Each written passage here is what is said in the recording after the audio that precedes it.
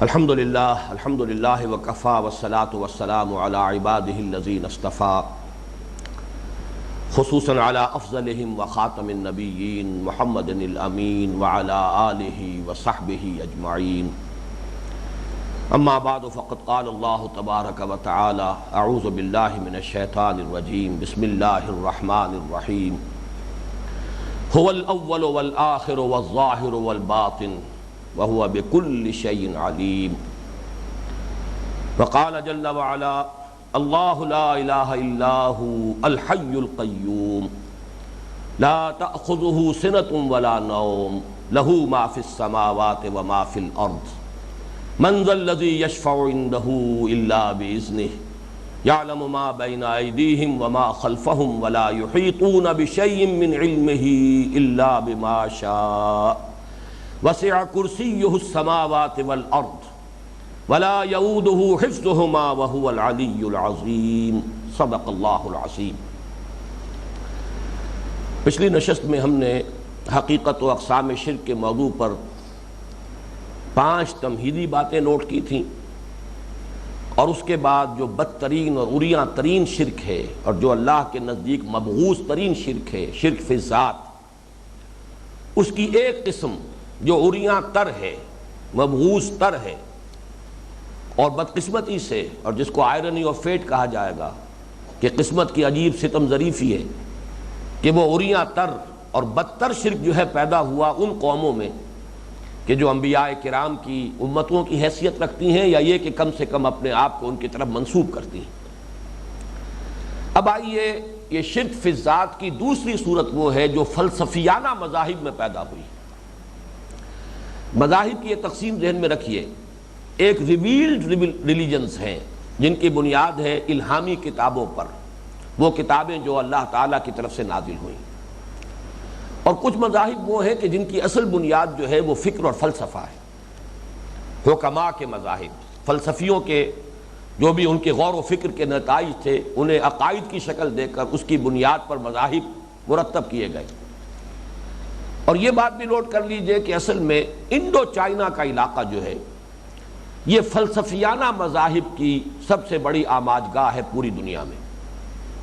فلسفہ تو یونان میں بھی پیدا ہوا، لیکن وہاں فلسفے نے مذہب کی شکل اختیار نہیں کی۔ یہ جو ہند چینی کا علاقہ، ہندوستان اور چین اور اس کے درمیان کا وہ انڈو چائنا، یہ علاقہ ہے جس میں کہ فلسفیانہ مذاہب پیدا ہوئے ہیں۔ چنانچہ ہندو مت جو کوئی ایک مذہب نہیں ہے، اس میں بہت سے مذاہب ہیں، بہت سی صورتیں ہیں، بہت سے مختلف اعتقادات، بلکہ مختلف ہی نہیں متضاد اعتقادات جو ہیں ان پر مبنی مذاہب ہیں، جن کے مجموعے کا نام ہندو مت ہے۔ اسی طرح بدھ مت، اگرچہ گوتم بدھ کے بارے میں ایک خیال یہ ہے کہ وہ اللہ کے نبی تھے، لیکن بہرحال اس کو یقین کے ساتھ نہیں کہا جا سکتا، اور جو بھی تعلیم آج ان کی دنیا میں موجود ہے وہ بہرحال فلسفے کی بنیاد پر ہے۔ دعویٰ ان کا کوئی ثابت نہیں ہوتا کہ انہوں نے نبوت کا دعویٰ کیا۔ اسی طرح کا معاملہ جین مت کا ہے۔ یہ 3 تو وہ ہیں بڑے بڑے مذاہب جو ہندوستان میں پیدا ہوئے۔ پھر تاؤزم اور کنفیوشزم، یہ وہ ہیں کہ جو چین اور انڈو چائنا کے علاقے میں ان مذاہب کا جو ہے وہ دورہ رہا ہے۔ ان مذاہب میں جو شرک آیا ہے اس کی بنیاد سمجھ لیجئے کہ وہ مسئلہ ہے کیا؟ مسئلہ ہے فلسفہ وجود کا مشکل ترین سوال، جس کو ربط حادث بالقدیم بھی کہا جاتا ہے ہمارے ہاں متکلمین کی اصطلاح میں۔ اللہ قدیم ہے، ہمیشہ سے ہے، یہ کائنات حادث ہے، پہلے نہیں تھی پھر وجود میں آ گئی۔ اب ان دونوں میں تعلق کیا ہے؟ ربط الحادث بالقدیم، یا اسی کو کہیے سادہ زبان میں خالق و مخلوق میں رشتہ کیا ہے؟ ان میں تعلق کی نوعیت کیا ہے، نسبت کیا ہے؟ اس مسئلے کو جو حل کیا گیا تو ایک تو آسان حل ہو گیا ان لوگوں کے نزدیک جو سنویت یا تثلیث کے قائل تھے۔ مثلا یہ کہ ہندو مذاہب میں وہ نظریات موجود ہیں کہ خدا بھی قدیم، مادہ بھی قدیم، دونوں قدیم ہیں۔ خدا نے مادے سے یہ مختلف شکلیں پیدا کر دی، خدا خالق ہو گیا، اور یہ مادے سے یہ مخلوقات پیدا ہو گئی۔ جیسے کہ لکڑی سے بڑھئی نے میز بنا دی، کرسی بنا دی، لکڑی پہلے تھی۔ بڑھئی جو ہے وہ لکڑی کی ابداع کرنے والا نہیں ہے، پیدا کرنے والا نہیں، لکڑی تو پہلے سے تھی۔ البتہ اس کی کاریگری اور صنائی یہ ہے کہ اس نے اس سے میز بنا دی. اسی طریقے سے لوہار نے لوہے سے پرات بنا دی، تلوار بنا دی.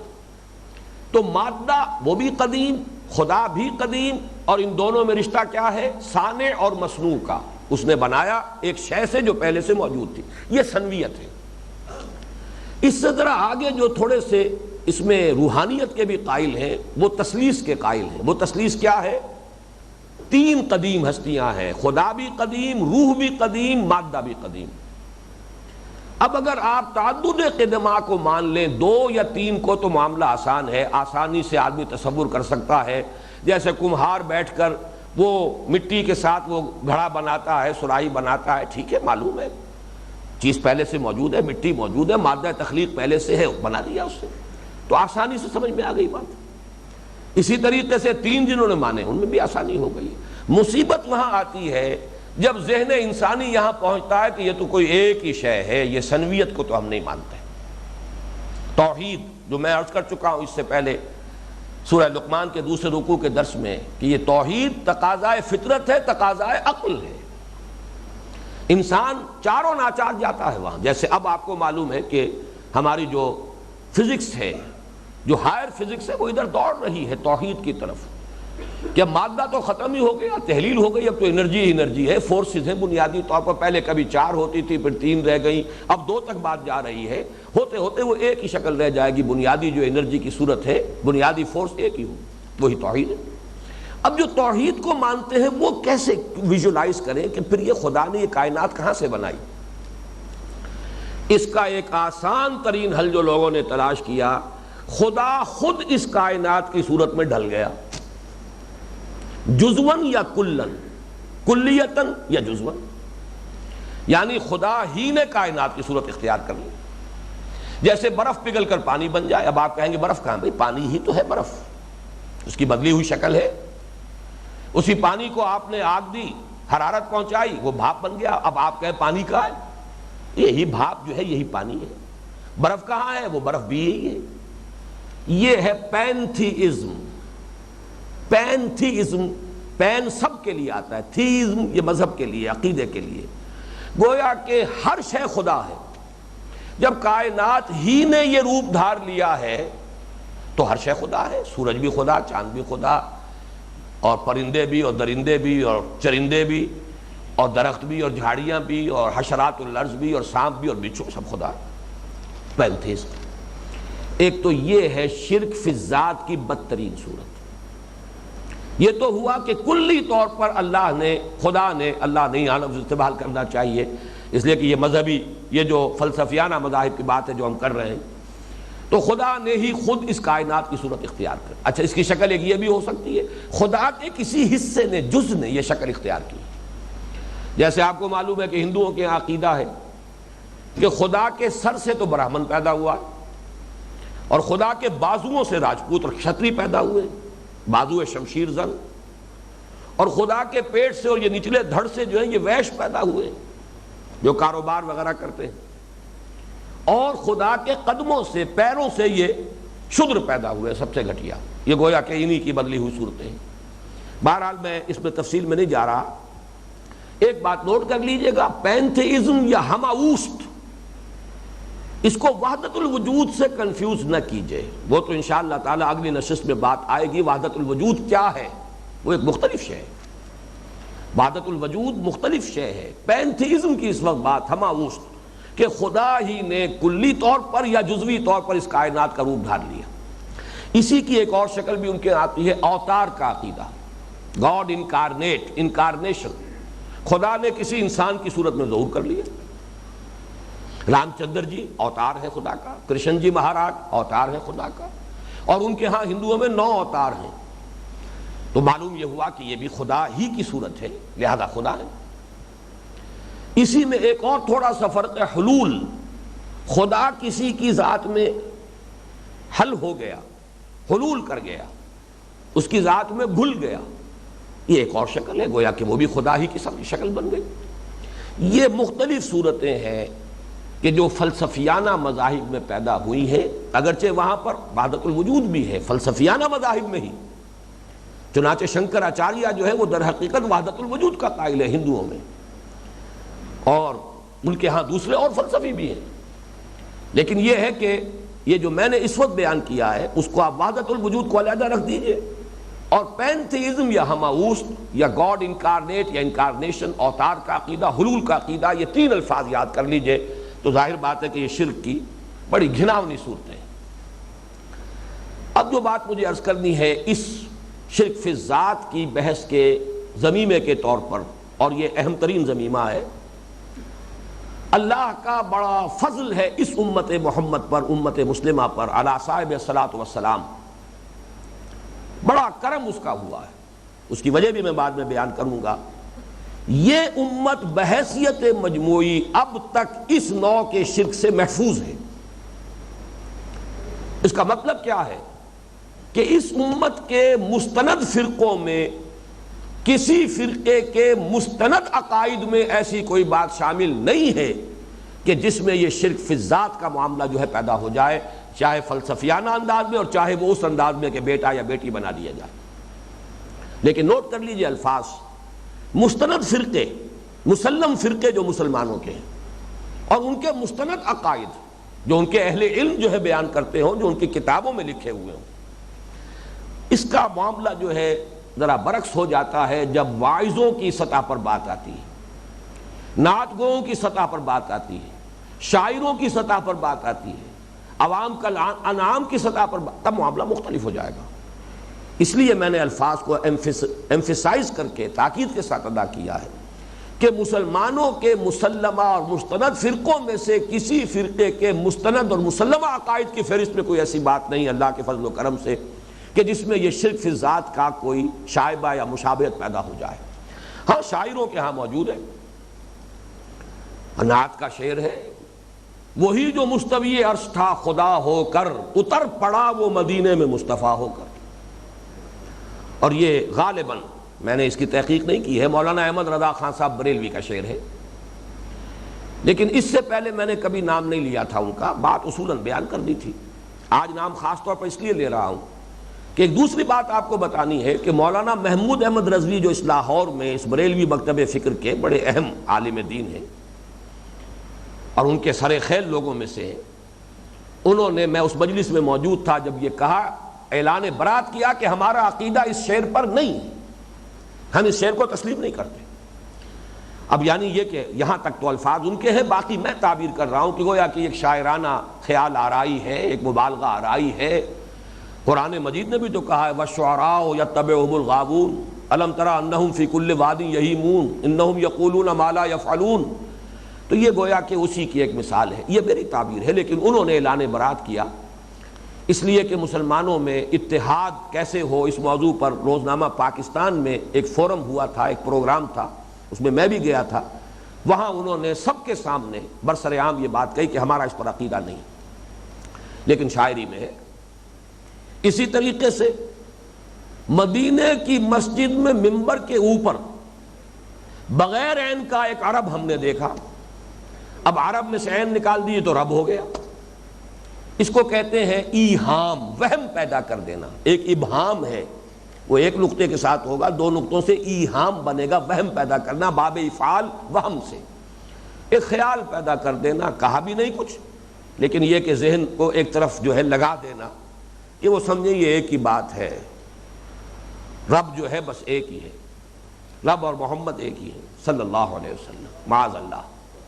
یہ در حقیقت، یہ میں نے جیسا کہ عرض کیا ہے، اسی طرح احمد بے میم، احمد میں سے میم نکال دیجئے، کیا رہ گیا؟ احد، احد اللہ ہے، قل هو اللہ احد اللہ الصمد۔ یہ ایہام ہوتے ہیں، شاعری کی یہ صنعتیں ہیں کہ اس میں شاعر جو ہے ایک طرف اشارہ کر دیتا ہے پھر چھوڑ دیتا ہے، خود غور کرو، این قدر گفتیم باقی فکر کن، اب آگے خود جو ہے صغرا کبرا جوڑ لو۔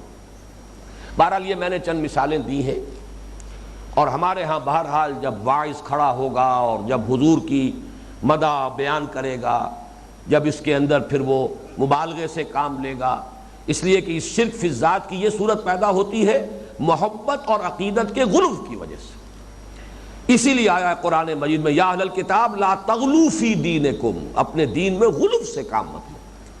بہرحال اس میں محبت ہی کا غلوب ہے، عقیدت ہی کا غلوب ہے، کوئی حضور سے دشمنی تو نہیں ہو سکتی معاذ اللہ، لیکن یہ ہے کہ محبت میں بھی یہ مقام ایسا ہے اصل میں کہ یہاں پر بڑی احتیاط کی ضرورت ہے۔ با خدا دیوانہ باشد، با محمد ہوشیار، اس کے دونوں مفہوم ہیں۔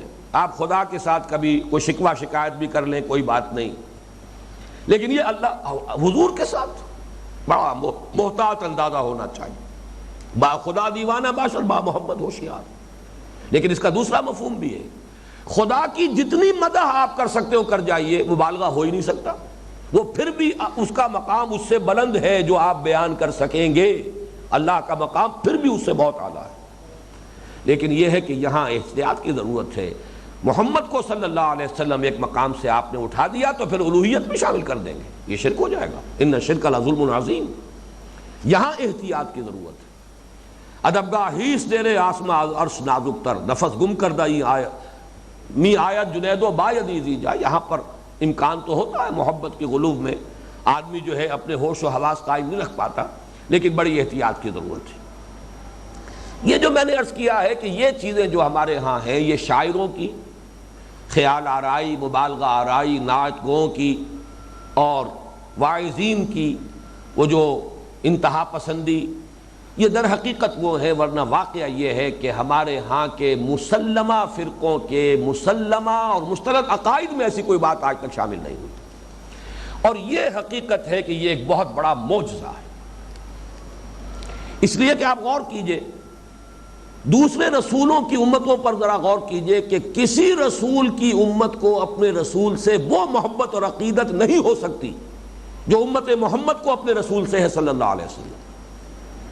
اس کے باوجود سائملٹینیس کنٹراسٹ ہے، انہوں نے خدا بنا دیا، خدا کا بیٹا بنا دیا، لیکن یہاں سب کو معلوم ہے کسی نے آج تک حضور کے بارے میں یہ نہیں کہا کہ خدا کا بیٹا ہے وہ، بلکہ یہ کنٹراسٹ اور نمایاں ہو جائے گا جب آپ اس حقیقت کو سامنے رکھیں کہ حضور کے ایک امتی کو خدا کہنے والے پیدا ہوئے۔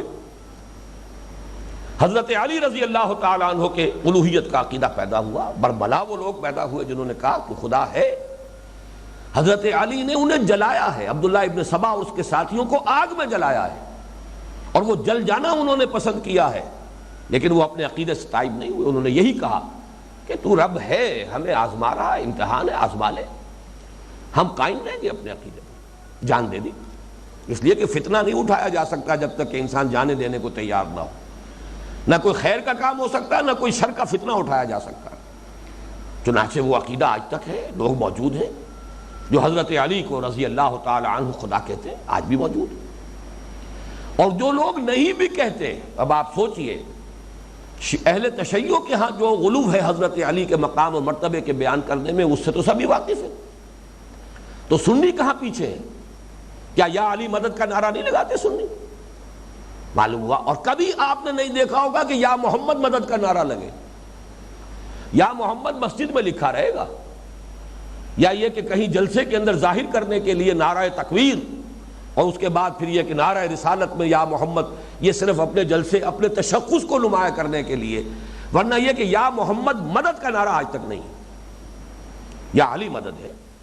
یہ ہمارے جوہلا کے ہاں بھی موجود ہے، یہ میں کنٹراسٹ بتا رہا ہوں آپ، بلکہ یہاں نوٹ کر لیجئے کہ حضور صلی اللہ علیہ وسلم نے یہ بات کہی تھی حضرت علی سے کہ اے علی، تمہارے ساتھ بھی وہی معاملہ ہوگا جو حضرت عیسیٰ کے ساتھ ہوا تھا۔ ایک گروہ ان کی دشمنی میں اس حد تک چلا گیا، اس انتہا کو کہ انہیں مرتد قرار دیا، ولد الزنا قرار دیا، واجب القتل قرار دیا، اور بس پڑتے انہوں نے سولی پر چڑھا کر دم لیا۔ یہ دوسری بات ہے اللہ نے کیا معاملہ کیا۔ اور ایک دوسرا گروہ ان کے عقیدت کی اس غلو کے اندر اس انتہا کو پہنچا کہ خدا کا بیٹا بنا دیا۔ اے علی تمہارے ساتھ بھی یہی ہوگا۔ چنانچہ آپ کو معلوم ہے خوارج نے حضرت علی کو مرتد قرار دیا، واجب القتل قرار دیا، اور ایک بدبخت خارجی نے حضرت علی کو شہید کیا۔ اس انتہا تک پہنچے، اور دوسری انتہا یہ کہ ان کو خدا کہنے والے پیدا ہو گئے، اور وہ تو خیر پیدا ہوئے، عبداللہ ابن سبا اس کے ساتھی، نصیریوں کا عقیدہ آج تک بھی یہی ہے۔ اور اس سے بھی آگے بڑھ کر نوٹ کیجئے، یہ اوتاروں کا جو معاملہ میں نے گنوایا تھا شرک فی الذات میں، ہندوؤں میں 9 اوتاروں کا تصور ہے۔ اسماعیلیوں نے جب آ کر ہندوستان میں اپنے مذہب کی تبلیغ کی تو انہوں نے اس کو پیلیٹیبل بنانے کے لیے یہاں کے مقامی ہندوؤں کے لیے یہی لفظ استعمال کیا، حضرت علی کو دشم اوتار قرار دیا۔ 9 اوتار تم پہلے سے مانتے ہو، ایک اور مان لو، کیا بگڑ جائے گا؟ حضرت علی کو اوتار، دشم اوتار، اسماعیلی فرقے کی جو اہم ترین کتاب ہے اس کا نام دشم اوتار ہے، اوتار۔ تو میں یہ سب کچھ اس لیے بیان کر رہا ہوں کہ کنٹراسٹ واضح ہو جائے کہ کس قدر حفاظت ہے جو محمد الرسول اللہ صلی اللہ علیہ وسلم کی ہوئی ہے، کتنا بڑا معجزہ ہے کہ محبت اور عقیدت کا وہ معاملہ کہ جو امت مسلمہ کو، امت محمد کو رہا آن حضور کے ساتھ صلی اللہ علیہ وسلم، اسے دیکھیے اور پھر یہ دیکھیے کہ ان کے ایک امتی کو کیا نسبت ہے نبی کی اور امتی کی۔ امتی کو خدا کہنے والے پیدا ہوئے۔ میں آج جب سن رہا تھا اپنا پچھلا کیسٹ تو اس میں یہ الفاظ بھی میں کہہ گیا ہوں، آج پھر دہرا رہا ہوں، صرف یہ کہ نقل کفر نباشت والی بات ہے، یوں سمجھیے کہ جو بات کہہ رہا ہوں سمجھانے کے لیے۔ حضرت مسیح کو تو خدا کا بیٹا قرار دیا، حضرت علی کو خدا قرار دیا، اور حضور نبی ہیں، یہ امتی ہیں، تو گویا کہ اس نسبت سے تو کم سے کم اس حوالے سے نسبت کہی جائے تو خدا کا باپ بنیں گے حضور صلی اللہ علیہ وسلم۔ باپ تو ہے نا حضور حضرت علی کے، اس لیے کہ خسر ہے، اور خسر بھی باپ ہے، باپ کی جگہ پر ہے۔ اس کنٹراسٹ کو واضح کرنے کے لیے کہہ رہا ہوں، پھر سوچئے کہ یہ کس قدر معجزہ، کتنی بڑی حفاظت ہے، کتنا بڑا فضل ہے، کتنا بڑا کرم ہے جو اس امت پر ہوا۔ تعرف الاشیاء باسدادھا، جب تک کنٹراسٹ سامنے نہ آئے حقیقت کھلتی نہیں۔ اس کا سبب کیا ہے یہ بھی سمجھ لیجئے۔ سبب یہ ہے کہ حضور آخری نبی ہیں۔ حضرت عیسیٰ کے بارے میں غلو ہوا، گمراہی کے عقیدے ایجاد کیے گئے، حضور نے آ کر تصحیح کر دی۔ اگر حضور کے ساتھ یہ معاملہ ہو جائے تو اب تصحیح کرنے کے لیے کون آتا؟ یہ ختم نبوت کا لازمی تقاضا ہے۔ ختم نبوت کا ایک لازمی تقاضا آپ کو معلوم ہے، قرآن کی حفاظت کا ذمہ اللہ نے لے لیا، حالانکہ تورات بھی اللہ کی کتاب تھی، اس کی حفاظت کا ذمہ نہیں لیا۔ اللہ ذمہ لے لیتا تو اس میں تحریف ممکن نہیں تھی، اور قرآن کی حفاظت کا ذمہ اللہ نہ لیتا تو اب تک کبھی کی تحریف ہو چکی ہوتی، اس کے ترجموں میں تحریف ہو چکی ہے، تفسیروں میں تحریف ہو چکی ہے، صرف متن محفوظ ہے، اس لیے محفوظ ہے کہ اللہ نے اس کا ذمہ لیا۔ کیوں لیا ہے؟ یہ آخری کتاب ہے، یہ مسخ ہو جائے، اس میں تحریف ہو جائے تو تصحیح کیسے ہوگی؟ اسی طرح حضور آخری نبی، آخری رسول، ان کی شخصیت مسخ کر دی جائے معاذ اللہ، ان کی حیثیت بدل دی جائے تو پھر کون ہوگا جو آ کر جو درست مقام اور مرتبہ ہے محمد کا صلی اللہ علیہ وسلم اسے بیان کرے؟ تو یہ در حقیقت ایک منطقی تقاضا ہے کہ اس کو اللہ تعالیٰ نے پورا کیا ہے۔ اب نوٹ کیجئے کہ یہ جو حفاظت ہوئی ہے اصلاً تو ہم کہیں گے یہ قدرت خداوندی کا مظہر ہے، اللہ کا فیصلہ ہے، اللہ کی قدرت سے ہوا، لیکن اس میں اللہ تعالیٰ کی طرف سے اور خود حضور کی طرف سے جو احتیاطیں ہوئی ہیں ان کو ضرور ذرا نوٹ کر لیجئے۔ یہ گویا کہ اسباب ہیں، جیسے قرآن مجید کی حفاظت تو اللہ کر رہا ہے، لیکن اس کا ذریعہ بنا دیا حفظ کا نظام۔ یہ جو حافظ لوگ قرآن کو یاد کرتے ہیں، پھر رمضان مبارک آتا ہے تو ایک جشن کی کیفیت ہوتی ہے، حفاظ دورہ کر رہے ہیں، اللہ نے ایک ذریعہ بنایا عالم اسباب میں۔ اسی طریقے سے حضور کی شخصیت کو اس غلو سے بچانے کے لیے اللہ تعالیٰ نے اسباب کیا پیدا کیے؟ یہ 3 کیٹیگریز میں نے ان کو نوٹ کیا ہے، اور 3 ضرب 3 9 امور ہیں، وہ نوٹ کر لیجئے۔ سب سے پہلے یہ کہ قرآن مجید میں حضور کی بشریت کو بہت باشگاف الفاظ میں، بڑے تکرار کے ساتھ، بڑے اعادے کے ساتھ بار بار سامنے لایا گیا۔ سورہ بنی اسرائیل میں فرمایا گیا، قل، اے نبی کہہ دیجئے، سبحان ربی هل كنت الا بشرا رسولا، پاک ہے میرا رب، میں تو اس کے سوا اور کیا ہوں کہ بشر ہوں اور رسول ہوں، اللہ تعالیٰ کا بھیجا ہوا ہوں، اس کے سوا میری تو کوئی حیثیت نہیں، میں بشر ہوں۔ اور سورہ کہف کی آخری آیت جو ہے یہ اس پر ذروہ سنام ہے قرآن مجید کا۔ اور یہاں تقابل کر لیجئے سورہ بنی اسرائیل کی آخری آیت، وہ بھی توحید کا بہت بڑا خزانہ، لیکن وہاں اللہ تعالیٰ کے مقام رفیع کو برقرار رکھا گیا کہ اسے نہ گرا دینا کہیں۔ قل الحمد للہ الذی لم یتخذ ولدا ولم یکن لہ شریک فی الملک ولم یکن لہ ولی من الذل وکبرہ تکبیرا۔ اور سورہ کہف کی آخری آیت وہ دوسرا شرک، کسی کو اٹھا کر خدا کے برابر کر دینے والا شرک، یہ اس پر ضربہ سلام ہے۔ قل انما انا بشر مثلکم یوحی الی انما الہکم الہ واحد، کہہ دیجئے میں تو بس تمہاری طرح کا ایک بشر ہوں، ہاں مجھ پر وحی ہوئی ہے، اور اس وحی کا اہم ترین نقطہ یہ ہے کہ تمہارا الہ ایک ہی الہ ہے۔ فمن كان يرجو لقاء ربه فليعمل عملا صالحا ولا يشرك بعبادة ربه احدا۔ تیسرا مقام اس میں نوٹ کیجئے، سورہ تغابن کی آیات 5 اور 6، وہاں قاعدہ کلیہ کے طور پر آیا ہے کہ تمام انبیاء کے ساتھ یہی معاملہ ہوا کہ جب وہ قوموں کے پاس آئے اپنے دعوی نبوت کے ساتھ تو ان کی نفی اسی بنیاد پر کی گئی کہ تم تو بشر ہو۔ الم یاتکم نبأ الذین کفروا من قبل فذاقوا وبال امرہم ولہم عذاب علیم ذلک بانہ کانت تأتیہم رسلہم بالبینات فقالوا ابشر یہدوننا فکفروا وتولوا واستغنى اللہ واللہ غنی حمید۔ یہی شے ہمیشہ لوگوں نے ایک بہانہ اختیار کیا تھا، تم تو ہمارے جیسے بشر ہو، کیا بشر ہمیں ہدایت دیں گے؟ کیا بشر اللہ رسول بنا کر بھیجے گا؟ ہم ماننے کو تیار نہیں۔ اور اس کو نوٹ کر لیجئے کہ وہی بیماری جیسے کہ خون میں خرابی ہو، پھوڑا کبھی ادھر نکل آئے گا کبھی ادھر نکل آئے گا، مرض تو ایک ہے، پھوڑے دو جگہ نکلے ہیں، خرابی ایک ہے۔ یہی خرابی ہے کہ جو اس وقت ظاہر ہوئی اس شکل میں کہ رسولوں کا انکار کیا گیا اس بنیاد پر کہ تم تو بشر ہو، اور ان کی امتوں نے پھر اسی بیماری کے تحت رسولوں کی بشریت کا انکار کر دیا۔ انہوں نے بشریت کی وجہ سے رسالت کا انکار کیا، امتوں نے رسالت کی بنا پر بشریت کا انکار کر دیا۔ اس میں میں ذرا ایک بات نوٹ کرنا چاہتا ہوں، جو ہمارے ہاں بریلوی مکتب فکر کہلاتا ہے عرف عام میں، ان کی ایک بڑی اہم شخصیت تھی، اب ان کا انتقال ہو گیا، صاحبزادہ فیض الحسن مرحوم۔ ان کی ایک تقریر میں نے سنی تھی منٹگومری میں، جو اب ساہیوال کہلاتا ہے، بڑے پیارے انداز میں انہوں نے یہ بات بیان کی تھی۔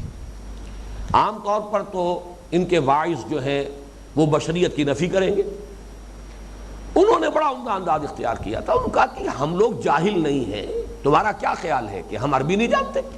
تمہارا کیا خیال ہے ہم نے قرآن نہیں پڑھا؟ کیا ہمیں معلوم نہیں کہ قرآن کہتا ہے کہ حضور بشر ہیں؟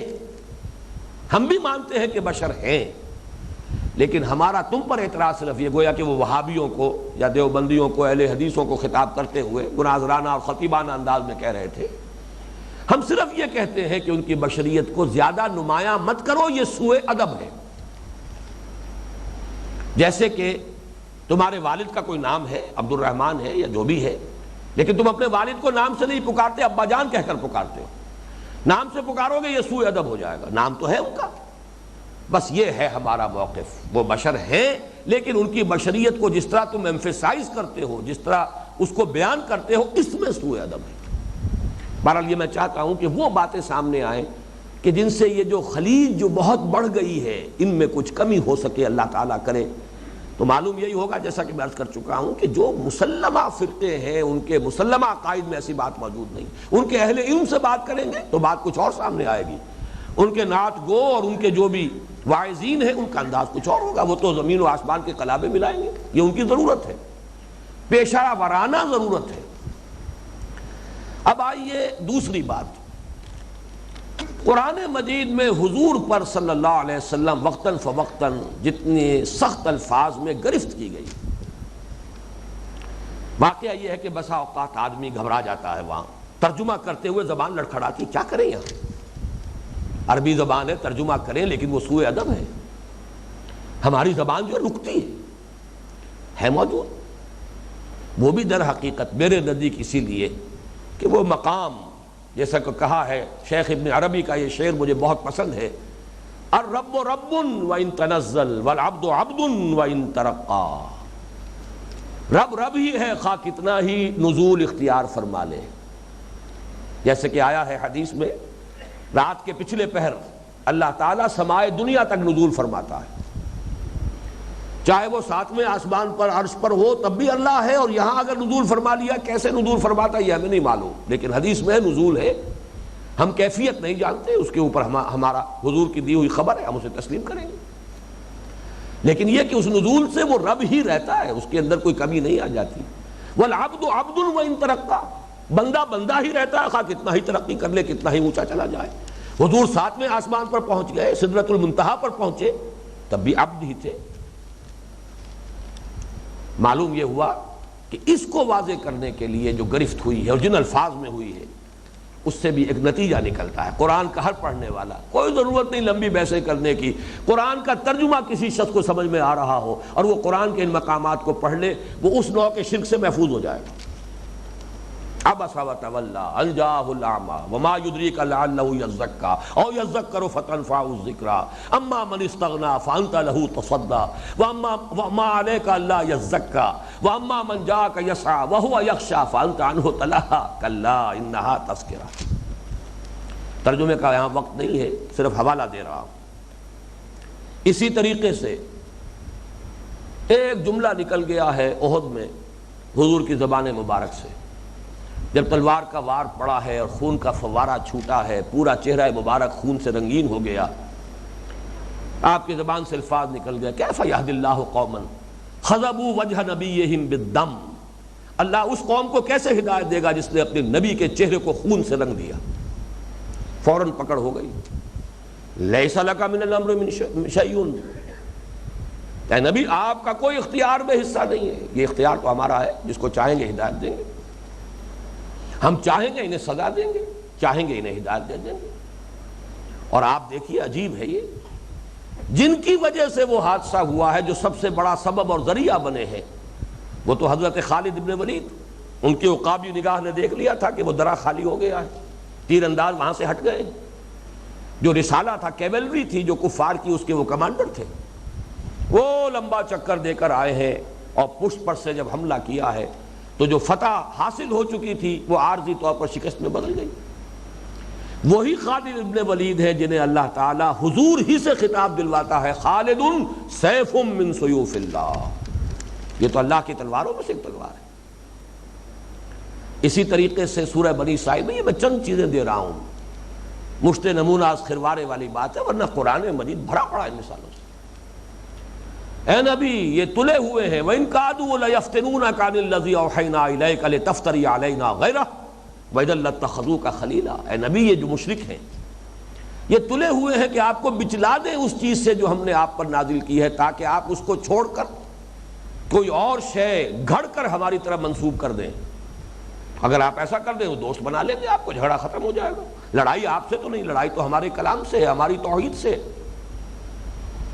اس کے بعد الفاظ آئے وَلَوْلَا أَن ثَبَّتْنَاكَ لَقَدْ كِدتَّ تَرْكَنُ إِلَيْهِمْ شَيْئًا قَلِيلًا، اور اگر ایسا نہ ہوتا کہ ہم ہی نے آپ کے پاؤں جمائے رکھے، اگر ایسا نہ ہوتا تو کوئی عجب نہیں، بلکہ اللہ ترجمہ تو یہ ہوگا کہ آپ تو ان کی طرف کچھ جھکنے کے قریب ہو ہی گئے تھے۔ لَقَدْ كِدتَّ تَرْكَنُ إِلَيْهِمْ شَيْئًا قَلِيلًا۔ بہرحال ہم جب محاورہ ترجمہ کرتے ہیں تو وہ یہ ہے کہ اگر ہم نے آپ کو ثبات عطا نہ کیا ہوتا تو کوئی عجب نہیں کہ آپ ان کی طرف کچھ جھکی جاتے۔ معلوم ہوا کہ بربنائے طبع بشری جو معاملات ہوئے، اگر حضرت ابراہیم آپ کے صاحبزادے کا انتقال ہو رہا ہے، عالم نزع میں آنکھوں سے آنسو آ رہے ہیں، اور صحابہ حیران ہو گئے، حضور آپ اور آپ کے آنکھ میں آنسو؟ فرمایا ہاں یہ وہ رحمت ہے جو اللہ نے انسانوں کے دلوں میں پیدا کی ہے، باقی ہم کہیں گے وہی کہ جو اللہ کی رضا ہے اب اس پر راضی ہے، جو اللہ کی مرضی ہے ہم اس پر کوئی شکایت نہیں کرتے۔ تیسرے درجے پر خود حضور کی جو احتیاطیں ہیں ذرا ان کو نوٹ کیجئے۔ حالانکہ ایک بڑی معمولی سی بات ہے، کوئی بڑا آدمی آئے تو آپ کھڑے ہو جاتے استقبال کے لیے، کوئی نیت بھی نہیں ہوتی آپ کی، کوئی شرک کوئی نہیں، بلکہ یہ آداب میں سے۔ حضور اپنے بارے میں سختی سے منع کرتے تھے، یہ در حقیقت اسی احتیاط کا تقاضا۔ پھر آتا ہے یہ سیرت کی کتابوں میں کہ حضور جب بیٹھے ہوتے تھے مسلمانوں کے مابین تو اس طرح گھل مل کر بیٹھتے تھے، کوئی امتیازی شان نہیں کہ گاؤں تکیے لگے ہوں، خاص کوئی گدا بچھا ہوا ہو اور کوئی مور چل رہا ہو، جل رہا ہو، اور کوئی کچھ نہیں۔ بسا اوقات آنے والے کے لیے پہچاننا مشکل ہو جاتا تھا کہ ان میں سے محمد کون ہے صلی اللہ علیہ وسلم۔ اس طرح گھل مل کر رہنا۔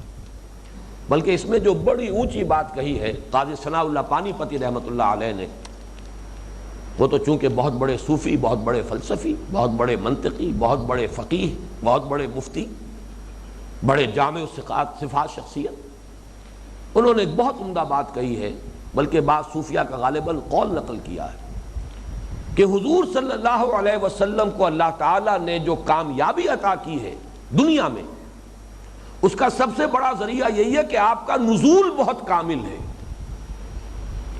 اگر کوئی انسان بہت مقام بلند پر ہو، وہیں سے بیٹھے بیٹھے لوگوں سے گفتگو کرے، جیسے کہ جسے آپ کہتے ٹو لک ڈاؤن اپون، اگر یہ معاملہ ہوگا تو وہ قریب نہیں آ سکیں گے لوگ، وہ اپنے اور اس شخص کے درمیان بعد محسوس کریں گے، بڑا فصل ہے، بہت بعد ہے۔